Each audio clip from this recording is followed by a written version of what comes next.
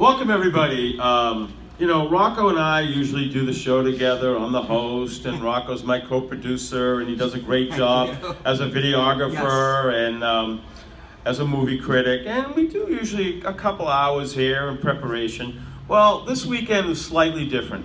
We collaborated for about 20 hours. I don't think we'll ever have a weekend where we'll work together for about 20 hours. Yeah. It all thing got initiated about 2 weeks ago when Dave from the LGBT Network sent me a note on Facebook saying that we secured stage 2 on the beach and Howie, we want you to run the music. And he informed me that we're going to have the stage on Friday night from 6 to 10 and on Saturday from noon to 10. And he gave me about, we figured, I had less than a week to put together 14 hours of music acts. And, I reached out to 2 great Long Beach musicians, Benoit and Peter Cooperschmidt. We made it happen. We booked the acts. All the acts are on our Facebook page. Yes. But Rocco, being a part of this, not only getting, having such a huge role and having all these great musicians, but just the overview of having Pride come to Long Beach for this past weekend.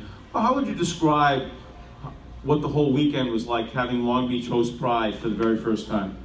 It was quite incredible because the fact that this event had been over in Huntington, it was like this small event that was only a day in a park, and then to have that be over in this town for 3 days, all encompassing very wide swaths of the town. It's like a radical shift in scale. So you really get a sense that I've never seen anything like this big for an LGBT Pride event. I can't imagine anything this big, considering. You have New York City doing Pride and stuff like that, but New York City's like very, very, it's like you have a small city versus a town, like a whole town with such a wide array of places to do this, and it's just incredible, really.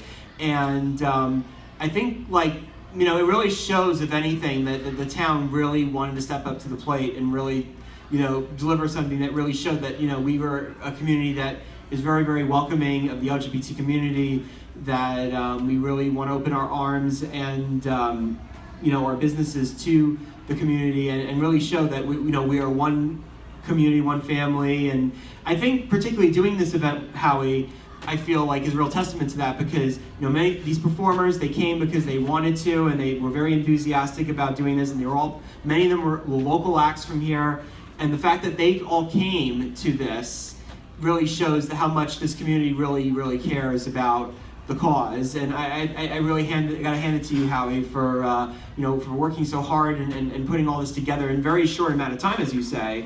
This is the whole lineup of everybody.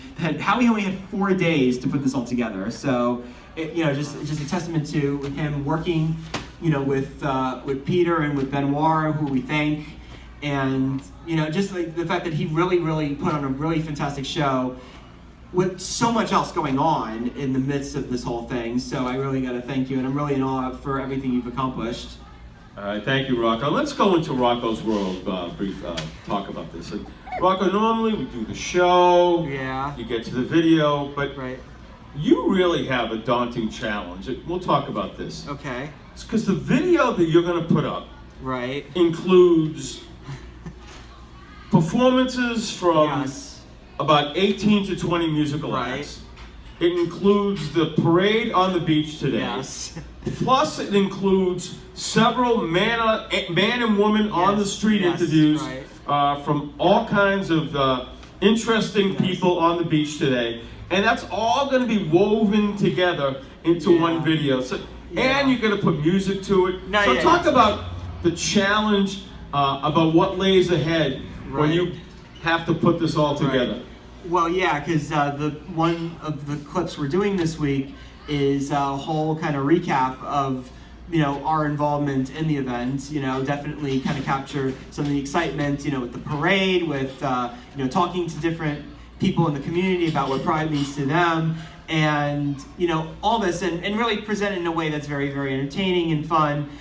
My whole thing with in doing the show is I such a fan of television, and particularly like like the late night shows, and particularly Jay Leno, I think, is like the biggest influence in how I put all these things together, because I feel like Jay Leno was always very, very entertaining and very personable, and I feel like Howie has, is sort of our surrogate for that, and I feel like I really try to capture like a fun vibe, and that's what the whole purpose of the show is, basically, is to, be of service to the community, and really shine a light on the community in a way that's positive, and really, really give people something to say, wow, Long Beach is a really fantastic place, I want to go there. So that's what I'm hoping to deliver when we put up our piece. It's going to be up within, within the next, by Monday. I want to get it up as quickly as I can, but I definitely want it to be a good piece, and it's it's a lot more work than doing just putting the shows, because this is something that I really feel will really capture the essence of the town.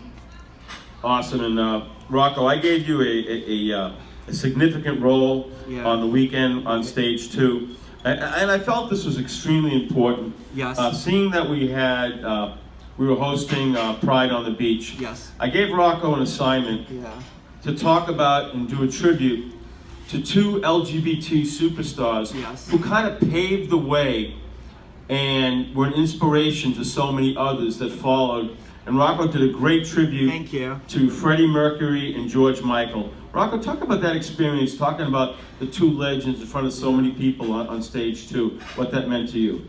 I think it was really great, because the fact of the matter is, particularly, I've always been a big believer that arts and entertainment are a big aspect of how far the LGBT community has come, because when you look at the statistics, gay people are only 3% of the country, and transgender people are less than 1%. So in many ways, arts and entertainment do a big, big service to the community in really making the community more visible and making the general public more empathetic to their issues.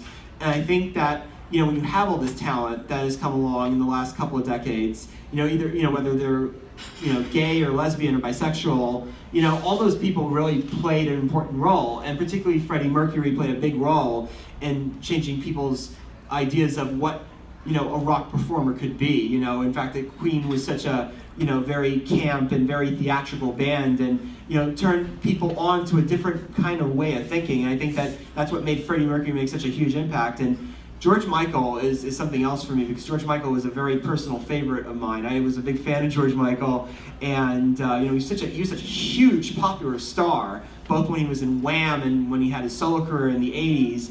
And even when after he came out, and he came out in a very, very public way, he still had made tremendous impact with his music, because I feel like he kind of was very, very open and honest from his music, even in the earliest days of Wham, music that appealed to a very wide and very young audience. So I like the fact that, to pay tribute to somebody that really made a difference with his music and really opened people's eyes and minds and hearts to the plight of LGBT people. I think it does a tremendous service for humanity. I think that to be able to pay tribute to these 2 people, I think hopefully will get people more, to just create more the same kind of wonderful open-mindedness that I had in terms of really just discovering like how much they play an important role in American society and in the world in general. Excellent, great wrap up, and folks are going to enjoy all these videos on our Halftime Howie show on Monday, so make sure you tune in. Thank you, great job, Rocco. Thank you.